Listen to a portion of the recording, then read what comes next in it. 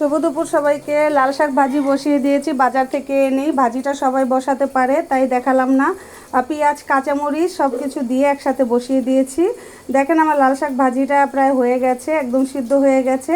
এটাকে ভালো করে নেড়ে চেড়ে তারপর এদিকে আমি ইলিশ মাছটা কেটে ভাজা বসিয়ে দিয়েছি।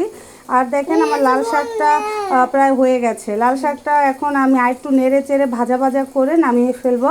আজকে আর চিংড়ি মাছ দিয়ে করিনি, মেয়ে বলেছে আজকে ভাজা খাবে। এই দেখেন লাল শাক ভাজিটা সুন্দর হয়ে গেছে আমার দুপুরের জন্য। এদিকে মাছটাও আমার ভাজা হয়ে গেছে, এখন উল্টে দিব।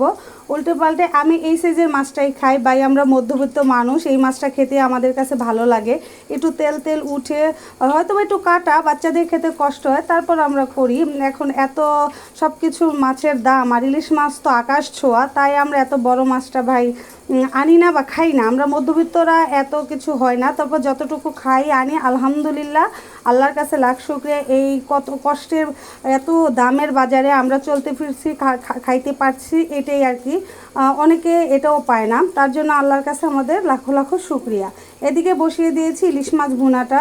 পেঁয়াজটা ভাজা ভাজা করে নিয়েছি, সাথে একটু পানি দেখেন দিয়ে দিয়েছি। দিয়ে এটাকে নেড়ে চেড়ে মরিচের গুঁড়া হলুদের গুঁড়া দিয়ে দিব। আমি অল্প মশলায় রান্না করি, ঝাল একটু খেলে ঝাল দিব।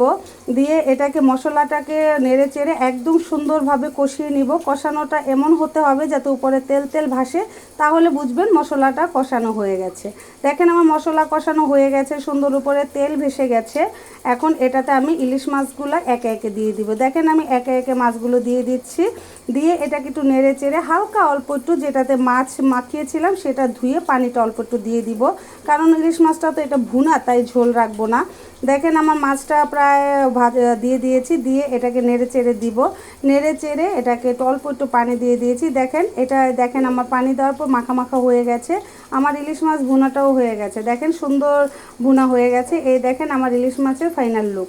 একটু গুঁড়া মাছ কষিয়েছিলাম, গুঁড়া মাছটা আমার শাশুড়ি কেটে দিয়েছে, তাই তাড়াতাড়ি বসিয়ে দিয়েছিলাম, বেছে দিয়েছে। এই হলো চচ্চড়ি। আল্লাহ হাফেজ।